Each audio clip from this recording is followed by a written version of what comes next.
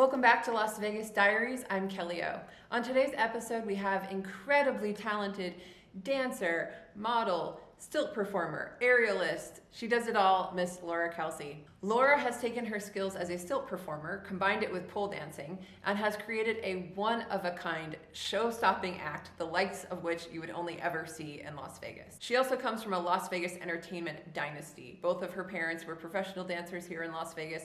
Her older brother is a professional dancer and performer here in Las Vegas.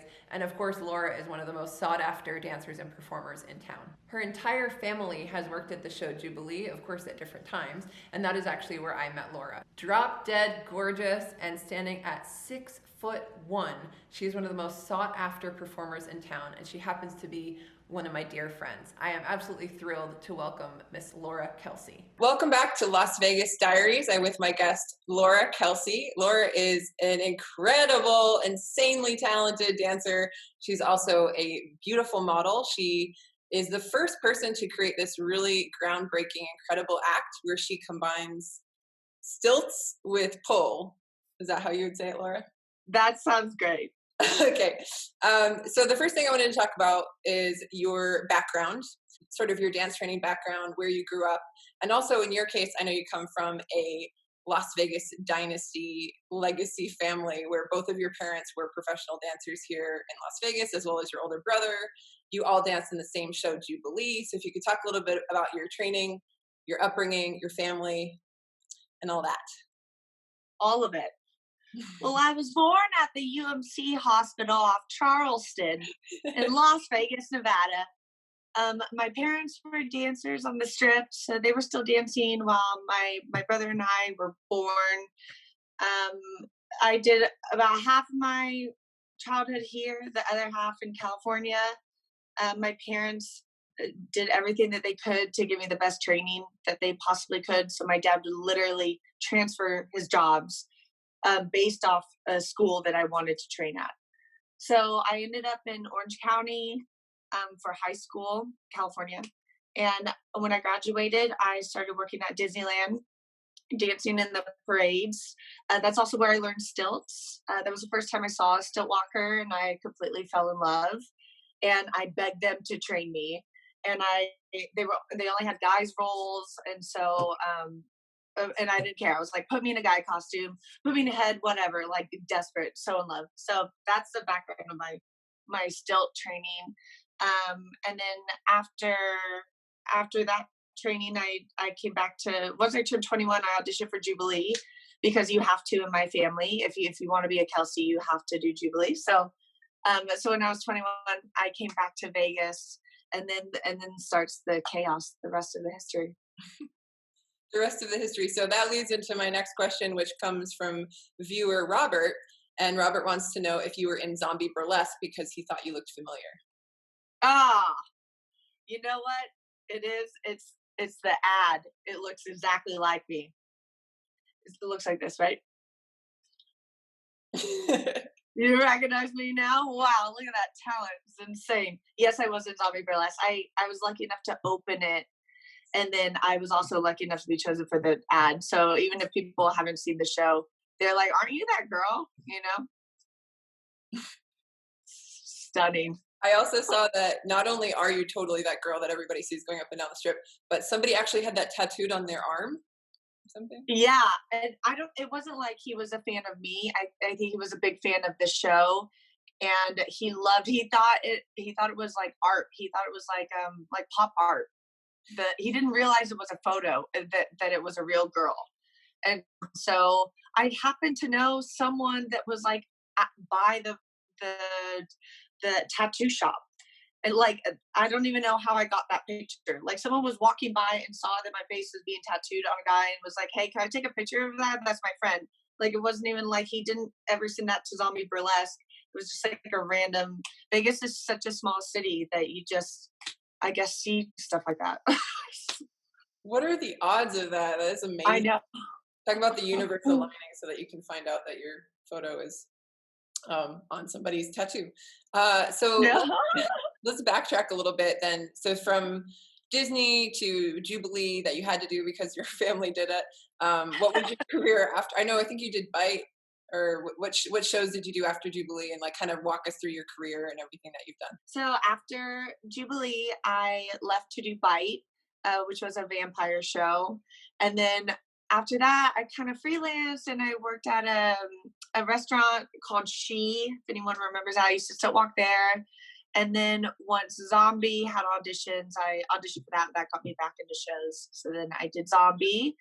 And then after that, I guess that's here. Like I freelanced for a little bit, and then now I swing X Burlesque at the Flamingo, and then I dance at Marquee Nightclub at the Cosmo, and then I do the opening show for Aerosmith when they're in town. You know, those like kind of one-off shows. No big deal.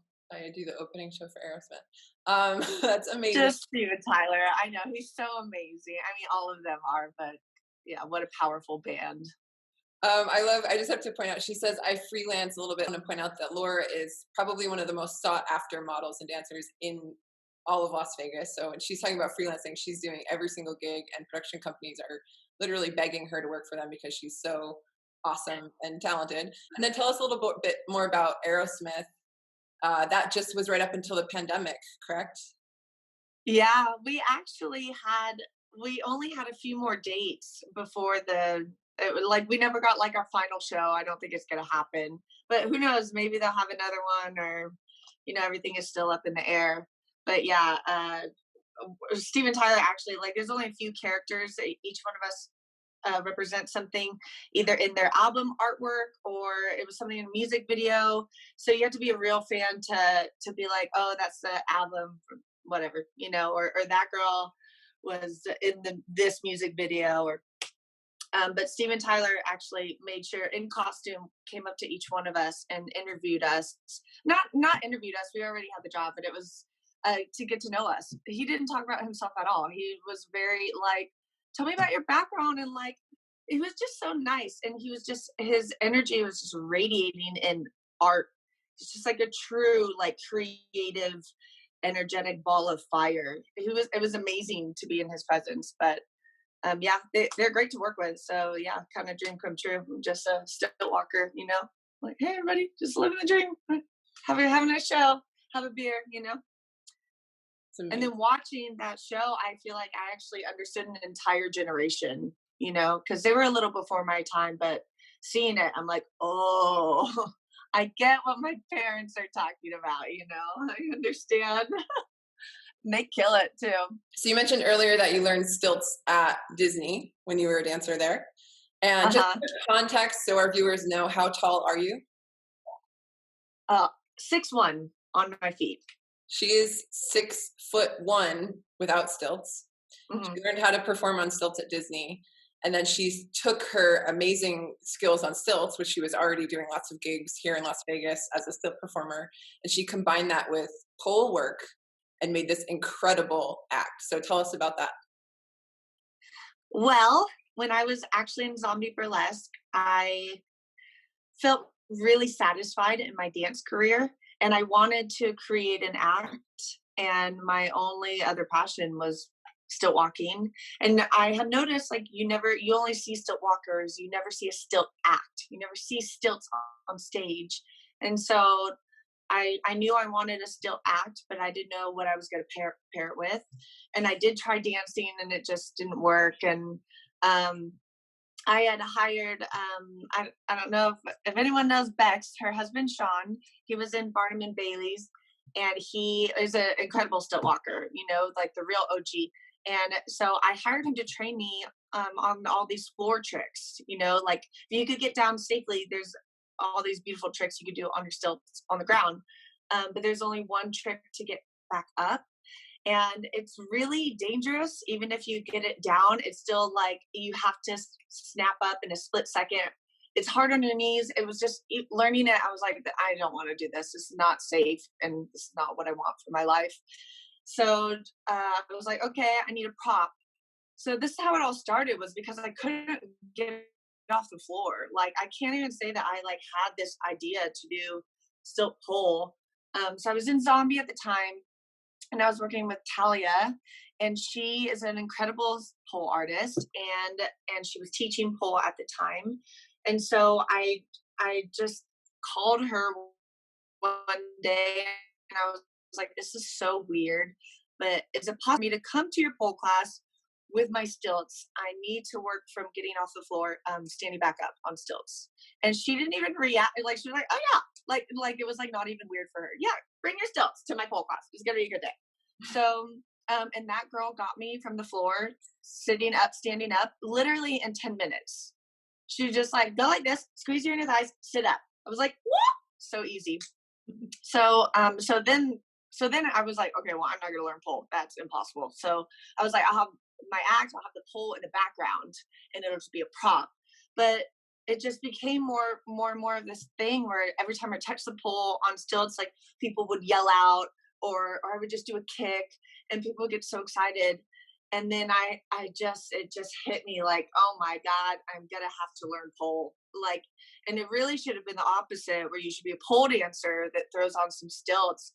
And then, this 6'1" girl, it's already, pole is so hard, respect it, every single pole artist. And then it's also so much harder when you're tall. And then to have stilts, because I knew I didn't want to be a pole artist. I knew I wanted to do a stilt act. So I didn't come up with it. I really felt like the universe just made it clear what I was supposed to do.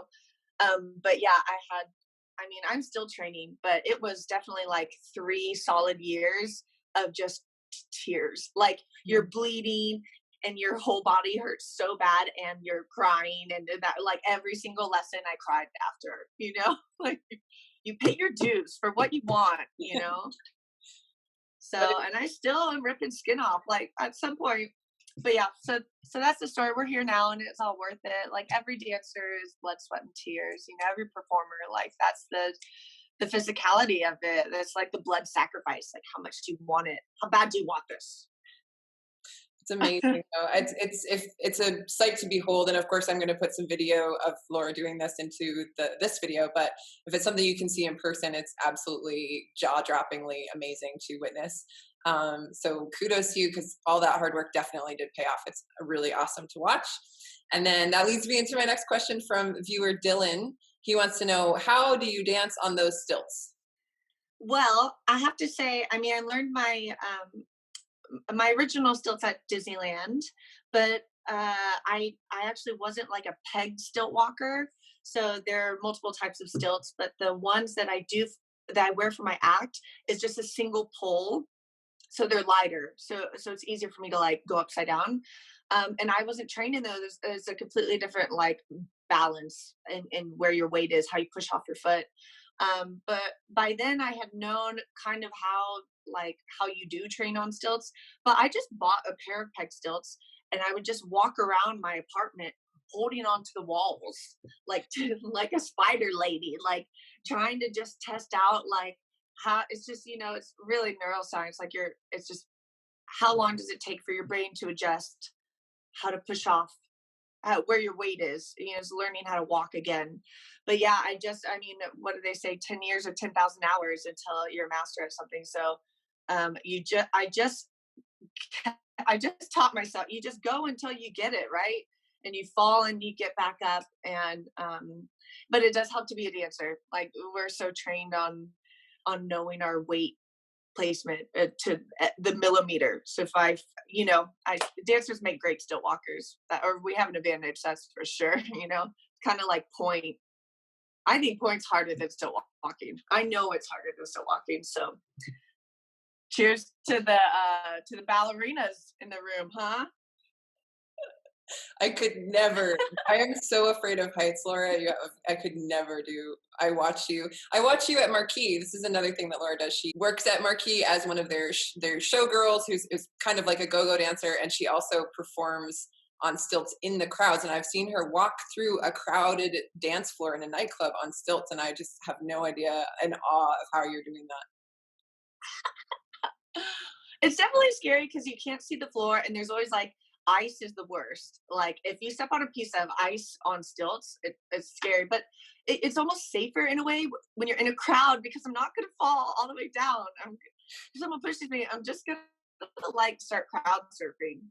So I'm just like, hi friend, okay, and there was one time someone did knock me over, but she ended up just pushing me into a table, so I just like landed on like, the tables are higher, so nothing was even spilled. I was like, okay, it was a good day. But yeah, it is scary. It is scary. People are pushy. People don't even see you. Like, I'm so high up that sometimes when they're pushing through a crowd, they don't even see that I'm a stilt walker. They're just trying to get through the crowd, so they're like elbow like the metal part of my stilts, and I could tell that they have no idea I'm human, you know, or they think I'm a curtain or something. That really happens. People have gone like this to my stilt covers, like move the curtain. I'm like, wait, no, I'm a human. Now we're getting into the pitfalls of working in a nightclub, which obviously working in nightclubs can be really fun, but you're dealing with so many drunk people, and that in and of itself can be really frustrating. So I can't imagine on stilts. But tell us about being a showgirl at Marquee. Aren't you the dance captain now? I am now. Hmm.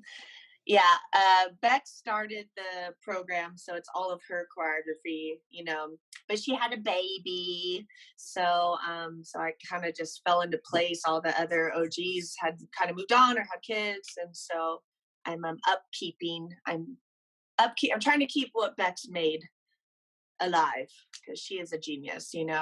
What's your favorite part about working in a big nightclub like Marquee? Ooh, well, I have to say first of all, no question is gonna be the music, because I already enjoy that music. So for me, I get starstruck sometimes because I go to these festivals, and then to get to dance 5 feet away from some of my all-time favorite DJs that I pay yearly to go see is like out of body experience, like so amazing.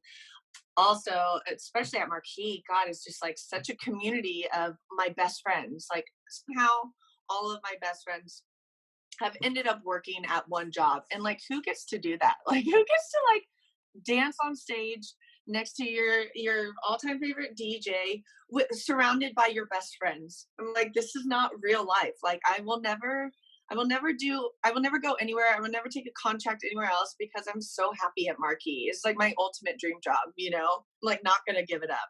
But it's like perfect for me. I'm a night owl. I love to dance. I love the music, and I have my friends. So yeah, it's the best. All of it. I'll take all of it. And we don't really have to deal with the drunk people. We just walk through the crowd and then we perform. We're away from them, and the security is so great that like it's really none of the bad. It's all the good and none of the bad for the part that I'm in. So pop it. What's next for you? I know you recently started a different aspect to your act where you're incorporating a different apparatus. Can you talk about that a little bit? Well, yes. I wanted to have the same lines of the stilt pole act, but make it more corporate since Vegas does have a lot of corporate events, and pole still isn't quite accepted in the corporate world, and that's totally fine. So I just had a custom apparatus made that looks like a crown, and it's all like measured to my exact measurements of like my hips, so I could put like my shoulders in there whatever. I partnered up with Light Ray, who has an LED company, and so now it's this beautiful like light show of a crown. I think he's gonna make me some custom LED point shoe stilts too, which is gonna be insane if I could get that going. Yeah, right. I know dreams are coming true.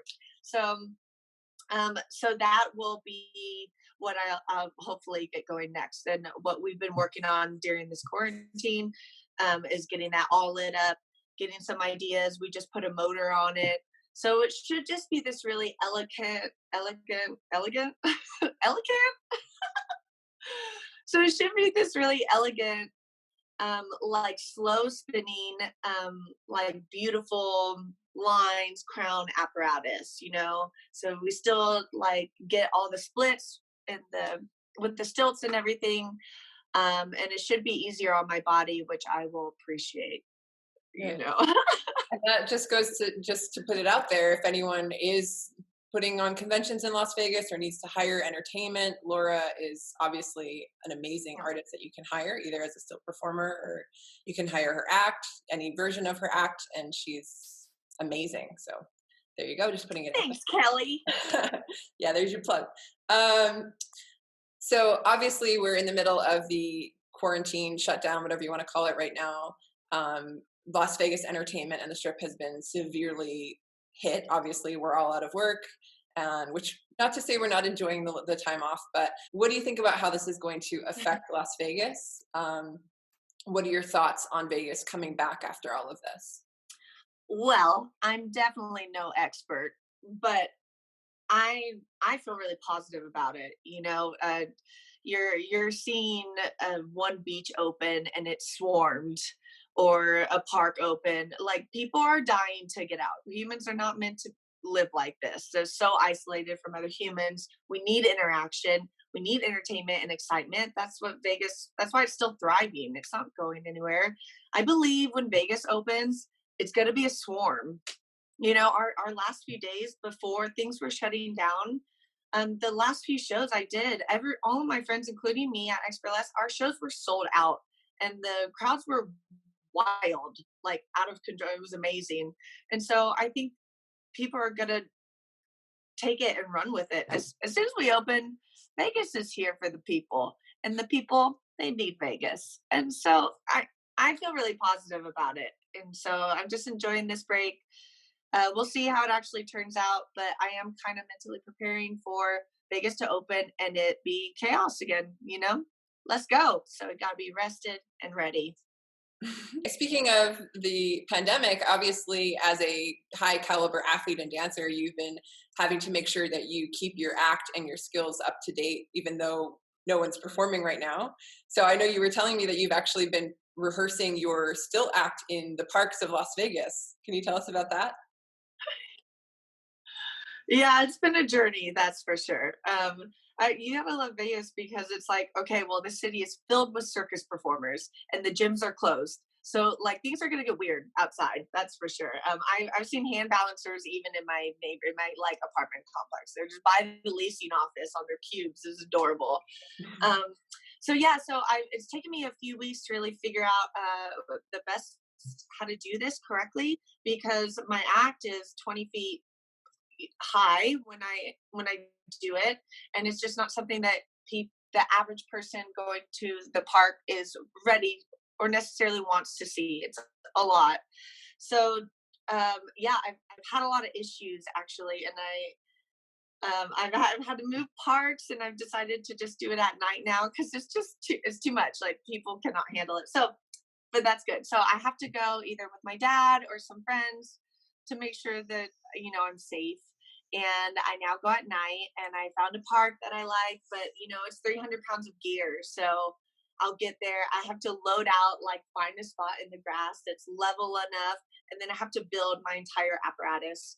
And then I stamina run it, and then do all my exercises, and then I have to break it down. And it usually takes about 3 hours, 3 or 4 hours, depends how much I'm talking to whoever's hanging out with me, and then load it all up. Like, it's usually like chunks of grass flying into my car, but that's life, right? I mean, I've seen steer wheel at the park too. Like, I love Vegas, right? Even the parks are weird right now. Come see all your your local cirque performers at your nearest park.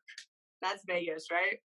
Such a good story and such a great example of what athletes and artists have to do to, like, stay up on their craft. So that's awesome. And then my last question for you, and this is my favorite question to ask because I keep getting really insightful answers, but what advice do you have for aspiring dancers, and in your case, aerialists, especially people that want to perform in Las Vegas? Oh, you trust me for advice? That's so sweet.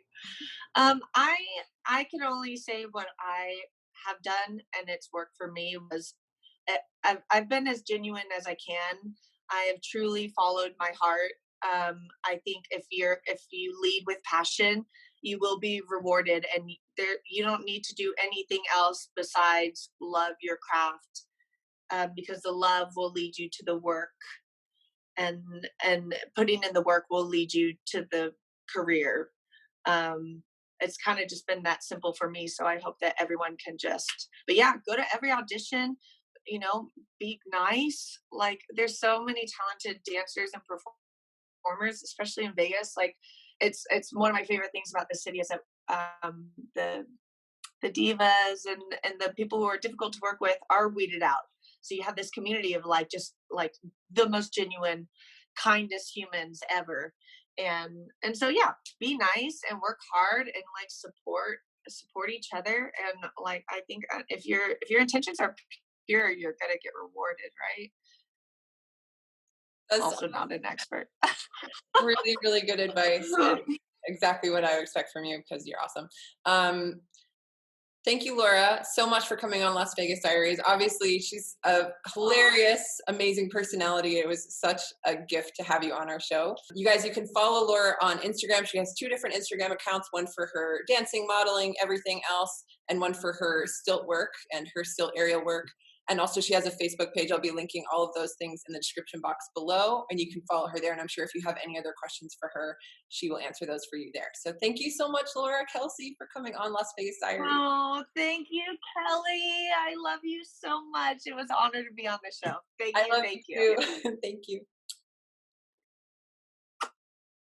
I hope you enjoyed my interview with Lora. Don't forget, all of the links to her social media are in the description box below. And if you have a question for any of my guests, you can head to the Kelly O Facebook or Twitter page, where you'll be able to see all of my future guests. You can go ahead and ask them a question, and I'll include it in my upcoming interviews. If you enjoyed this video, please hit the like button, and don't forget to share it with anyone you think might find it interesting.